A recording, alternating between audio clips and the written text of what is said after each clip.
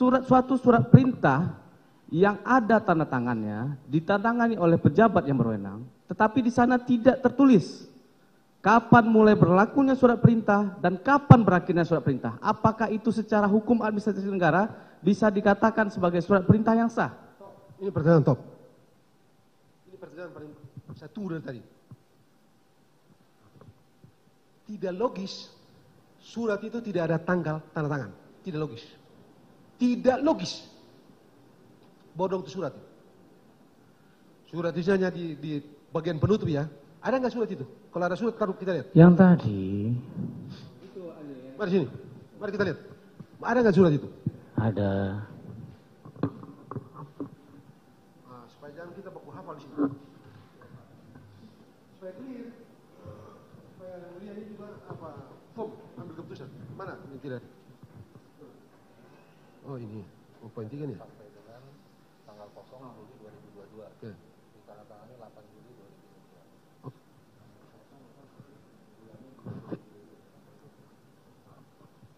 Ada bulannya dan tahunnya, cuma awalnya tidak ada. Ayo silakan, ahli berpendapat. Surat itu jelas. Kalau yang dimaksud surat itu ya, terlalu jelas dalam semua aspeknya. Mulai berlaku tanggal 8, berakhir bulan Juli. Pasti bukan Agustus, pasti bukan September. Jadi tidak mungkin tidak ada awal. Awalnya adalah 8 Juli, teken itu mulai surat teken, dan akhirnya adalah bulan Juli. 31 Juli, harus dibaca begitu. Tidak ada ilmu interpretasi lain untuk menafsirkan lain dengan kesimpulan lain dari surat itu tadi. Selain itu, awalnya tanggal 8 pekerjaan itu, berakhir bulan Juli, akhir bulan Juli. 31 Juli, 24, selesai. Besok pakai lagi surat itu, tidak sah surat itu.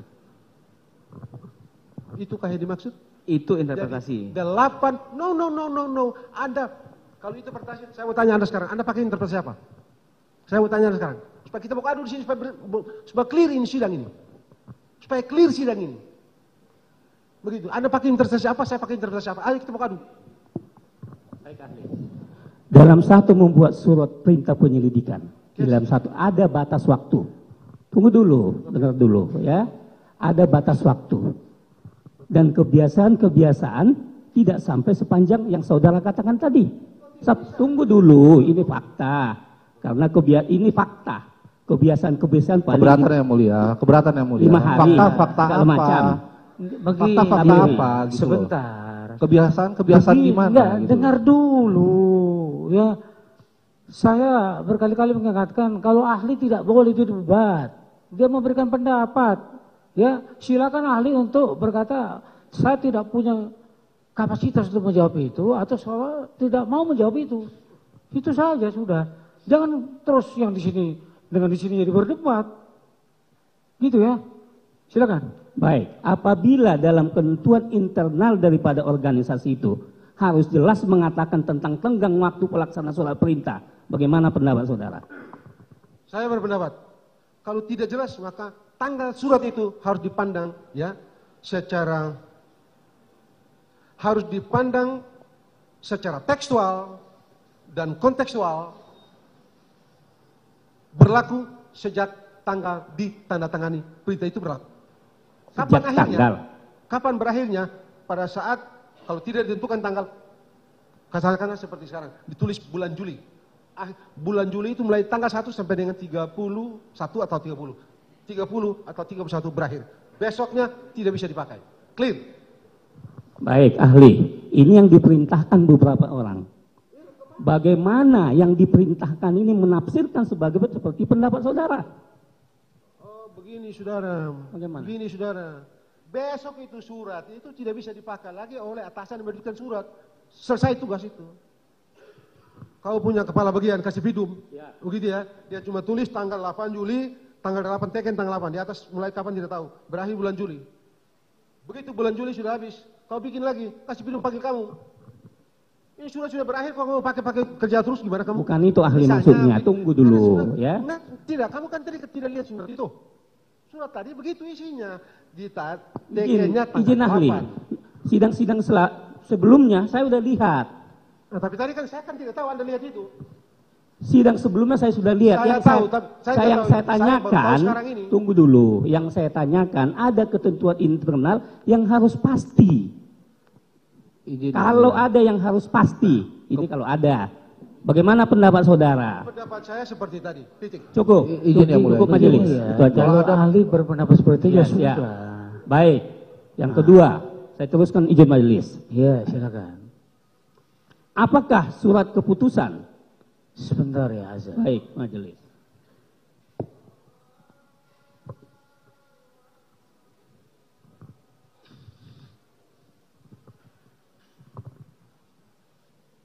Baik, dilanjutkan. Saya ingatkan ya, kita akan berhenti di jam 7 kurang seperempat, ya. Dan itu juga kami belum bertanya di sini. Jadi pergunakan waktunya, ya. Juga perhitungkan juga kami juga ada yang mau ditanyakan. Silakan.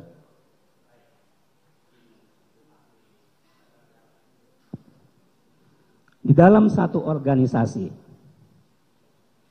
karena saudara ahli sudah tahu permasalahannya, karena organisasi ada satu ketentuan sama seperti ke ahli psikologi tadi, ketentuan tentang pemberian hukuman disiplin kepada anggota organisasi yang tidak melaksanakan ketentuan-ketentuan dalam organisasi tersebut. Ya, itu yang pertama. Kemudian pada pemeriksaan tentang pelaksanaan pelanggaran oleh anggota organisasi tersebut terhadap ketentuan-ketentuan dalam organisasi tersebut telah dilakukan pemeriksaan sesuai dengan ketentuan yang berlaku dalam organisasi itu. Dan surat perintah yang digunakan oleh yang melakukan pelanggaran ini juga misalnya sudah diperiksa, contohnya gambaran diperiksa dalam pemeriksaan sidang kode, misalnya sidang pelanggaran ketentuan internal organisasi itu. Pertanyaannya dua untuk ahli administrasi negara. Apakah surat keputusan pemberian hukuman dari pimpinan organisasi kepada orang organisasi yang bekerja tidak sesuai dengan ketentuan tadi dikategorikan sebagai objek atau ruang lingkup hukum administrasi negara? Itu dulu satu. Bagaimana keabsahan yang kedua? Bagaimana keabsahan surat perintah yang digunakan orang yang telah dihukum melanggar ketentuan internal dalam organisasi tersebut? Sah. Apanya sah? Sah. Bukan masuk dalam lingkup Han nggak tadi yang saya katakan surat keputusan itu? Kalau bukan Han, Anda di kejaksaan tidak ada hak administrasi. Sama nih semua organisasi negara ini administrasi negara. Kecuali kalau perusahaan. Ahli. Kalau ditanyakan sesuai ya sesuai gitu saja. Gak usah bawa ke instansi lain. Enggak. Begini. Keberatan yang mulia, keberatan. Begini. Kalau saya bisa sarankan supaya yang logis, yang jangan pengetahuan umum. Ini barang anak-anak S1 semester 3 tahu bahwa kalau negara itu administrasi dalam itu organisasi administrasi negara, perusahaan, administrasi swasta privat. Jadi jangan tanya itu yang begitu-begitu, yang kecil begitu. Itu apa? Tanya yang ini dong. Kalau itu kan asal nanya juga bikin habis waktu di sini. Enggak, yang penting itu ditanya ke penuntut umum, saudara jawab sebagai ahli itu saja. Nggak usah banyak kemana-mana itunya. Nah, ini mengada-ngada. Kok mengada-ngada? Kan contoh. Sudah dijawab aja, kalau tidak mau menjawab nggak apa-apa. Sah. Tadi sudah Pokoknya dijawab itu surat sah. tadi sah. Tidak pernah dicabut, surat itu sah. Belum juga ini kalau kita mau jeli betul, ini mau jebak saya. Enggak, dalil saudara ahli mengatakan itu soal apa? Harus ada dalil. Dicabut nggak? Apa dalilnya? Tidak dicabut kan? Sprintnya tidak dicabut kan? Dicabut gimana? Jadi dengarkan dulu ahli, ya. Surat itu kalau diterbitkan oleh pejabat A, pejabat itu pula yang cabut. Selama dia tidak cabut, surat itu sah. Sah secara administrasi negara. Enggak, hubungan tadi surat tadi, bukan dari aspek-aspek negara ahli. Hubungan surat tadi dengan hukuman yang diberikan kepada seseorang dalam organisasi itu yang mau ditanyakan. Kalau saya, kalau orang itu melaksanakan tugas-tugas itu berdasarkan surat perintah itu, tidak dapat dikualifikasi sebagai melakukan pelanggaran etik. Tidak ada alasan. Bukan begitu maksudnya ahli. Buktinya ya sudah keluar surat itu Urusan maksudnya. lain. Soal saya Oh, gitu. berpendapat Cukup majelis kalau gitu. Cukup. tidak ada alasan secara hukum untuk mengkualifisir orang yang melaksanakan perintah resmi sebagai pelanggaran etik atau pelanggaran pidana. Tidak ada. Melanjutkan yang mulia. Ya, Ali, silakan. pertama yang saya tanya, apakah yang nama-nama di surat perintah itu yang diberi wewenang untuk melakukan sesuai surat perintah tadi?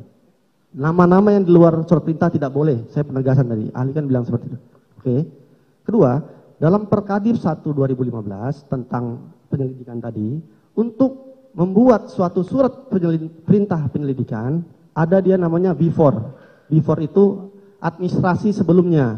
Contohnya pengaduan, rencana penyelidikan, dan administrasi lain. Pertanyaan terus, ketika sudah selesai surat perintah itu akan dituangkan dalam laporan hasil penyelidikan, gelar perkara atau segala macam. Pertanyaan saya, kalau surat itu berdiri sendiri tanpa administrasi sebelumnya dan administrasi sesudahnya, apakah masih dibilang sah secara hukum? Yang harus dicek adalah adakah keadaan hukum yang dapat dicek secara objektif yang tidak memungkinkan administrasi pendahuluan itu. Misalnya, kan administrasi pendahuluan, kan tadi kalau saya bisa nangkap gitu ya, kayak bikin rencana dulu gitu ya, surat perencanaan. Iya, karena di Perkadifnya seperti itu. Iya, oke, gitu. Misalnya begitu kan. Dalam penalaran saya itu yes, karena cuma perencanaan gitu, yes dalam keadaan biasa saja. Dalam keadaan tidak biasa, saya berpendapat logis langsung melaksanakan tugas. Oke. Laporannya Laporan juga sama, habis selesai tugas. harus. Laporan, ya. Kalau tidak dilengkapi dengan laporan, bagaimana kedudukan surat itu maksud saya? Tetap aja surat itu sah. Terus bentuk pertanggungjawabannya bagaimana? Sah. Oke. Surat itu sah. Kalau surat, Karena diterbitkan oleh pejabat yang berwenang. oke, Titik. ya pertanyaan saya kedua, bagaimana kalau surat itu tidak diregistrasi? Apakah sah atau tidak? Sah. Walaupun, Sah. ya sebentar, Sah. walaupun menurut peraturan Kapolri tentang naskah dinas, semua surat perintah harus diregistrasi. Sah. Menurut ahli tetap pas? Sah. Baik, terima kasih. Izin melanjutkan sedikit lagi, majelis. Ahli, tadi ahli menerangkan mengenai penetapan tersangka dari segi penegakan hukum nih. Penetapan tersangka merupakan salah satu objek daripada pra peradilan, ya kan? Saya ingin nanyakan dulu, karena ini dalam segi penegakan hukum, ahli, dalam segi tugas wewenang dari polisi selaku penyidik atau penyelidik, kan gitu. Itu jelas diatur semuanya di KUHAP sebenarnya. Yang ingin saya tanyakan, dalam melakukan mengambil suatu barang bukti ini ya, barang bukti dalam suatu perkara pidana, secara administrasi, apakah itu harus didasari dengan satu, surat perintah, dua, berita acara penyitaan, tiga, surat tanda terima barang bukti, dan lain sebagainya lah. Kalau itu tidak ada dilengkapi administrasi tersebut, surat-surat tersebut bagaimana, ahli? Ya kalau yang mulia, ini kan standar ya. Iya, Kalau memang di- standar, ahli. Standar, kalau KUHAP kan memang begitu. Itu penyidik kan, reskrim nih. Iya. Nah, gitu ya memang standar lah itu. Jawabannya apa? Harus. Ya kalau itu kan standar kan. Sita itu mesti ada izin pengadilan. Kalau Anda pergi ke sana mau sita, mesti pakai izin pengadilan. Ada surat meminta izin ke pengadilan, pengadilan minta izin baru. Tapi tiba-tiba tertangkap tangan, pakai izin dari mana? Minta persetujuan kan setelah penyitaan itu kan? Ya. Kan normal saja. Kalau itu tidak dilakukan, apakah itu termasuk perbuatan yang melanggar hukum? Ini mau jebak saya. Saya bukan mau menjebak, ahli. Saya bukan mau Ya, menjebak. Karena gini, ahli. artinya dia tidak mau jawab begitu saja. Ya, karena gini, ahli dari tadi dari pertanyaan penasihat hukum menyerempet ke fakta persidangan. Ahli kemudian menentukan sikap. Kalau saya tanyakan mengenai fakta di persidangan ini, pasti penasihat hukum keberatan, pasti. Iya kan? Maka saya cuma umum saja jadinya. Begini, kan begini nih ya mulia. Kalau orang-orang ini nih, orang-orang di Propam ini, benar nggak? Kira-kira dalam pengalaman yang mulia saya, kita semua ini, pernahkah orang di Propam itu terbitkan SPDP? Nggak ada. Penyelidikan kan di Perkadif tadi mereka bilang bisa selidiki. Penyelidikan. Apakah itu ditingkatkan dengan penyidikan dalam bentuk pidana? Tidak. Pasti pergi ke reskrim. Reskrim yang terbit SPDP, pergi sita. Nah, sita itu tunduk pada KUHP itu tadi. Dalam penyelidikan, bayangan saya dalam penyelidikan, karena selama ini kan kita tidak pernah dapat tahu atau pernah ada satu hari sekalipun atau satu kasus saja bahwa orang propam itu menerbitkan SPDP. Pergi melakukan penyitaan bla bla bla dan segala macam. Tidak mungkin. Jadi saya bayangkan, tapi dalam penyelidikan mereka mesti dapat barang dan segala macam. Mungkin ada aturan tersendiri di dalam propam untuk misalnya datang foto ke apa, mungkin begitu. Tapi kalau sita menyita, propam tidak bisa. Yang sita menyita orang reskrim. Dan untuk sita menyita, yang mulia hormat lebih tahu dari saya. Oke ahli, saya lanjutkan pertanyaannya. Setelah dilakukan, diambillah oleh Bareskrim, kemudian tiba barang ini ke propam. Apakah perlu dibuatkan tanda terima juga ke propamnya, administrasinya? Rasanya iya. Harus ya? Harusnya iya. Harus ya. Kemudian ahli. Supaya tertib. Supaya tertib ya, harus ya. Siapa tanggung jawab? Ya, betul. Ya. Kemudian ahli. Tadi kan ada surat perintah itu. Surat perintah untuk penyelidikan. Benar kata ahli. Penyelidikan Paminal berbeda dengan penyelidikan Bareskrim. Penyelidikan Bareskrim diatur KUHP, penyelidikan Paminal di Kadipropam tadi. Tapi yang disuruh untuk mengambil barang bukti adalah orang Bareskrim oleh orang Propam. Apakah itu sah secara administrasi ahli? Surat perintah penyelidikan diterbitkan oleh Paminal. Ya. Orang yang disuruh untuk mengambil barang bukti, biar penasihat hukum keberatan nggak apa-apa, adalah orang Bareskrim. Tanpa surat perintah, tanpa ada nama dalam surat perintah Paminal, karena memang tidak boleh kan, ya kan? Diambil oleh orang Bareskrim ini, tanpa ada surat perintah, tanpa dibuatkan berita acara penyitaan, tanpa ada dibuatkan surat tanda terima penyitaan, kemudian diserahkan lagi ke Paminal. Bagaimana menurut ahli itu? Kalau saya, Bareskrim saya tolak. Bareskrim yang tolak. Kalau saya yang diperintah orang itu tadi, nama tidak ada surat perintah, lalu saya dari reskrim, sementara penyelidikan Paminal gitu ya, lalu Paminal perintah saya tolak. Kalau saya, why? Esensi perintah adalah satu orang itu punya wewenang dan tugas yang dilakukan itu bukan oleh Bareskrim. Tadi sudah dijawab sebenarnya. Lintas divisi tidak bisa. Bagaimana dengan orang yang memerintahkan di Paminal? Salah. Oke, cukup majelis hakim yang mulia. Iya. Satu lagi. Terima kasih sudah nonton. Jangan lupa like, subscribe, dan share ya.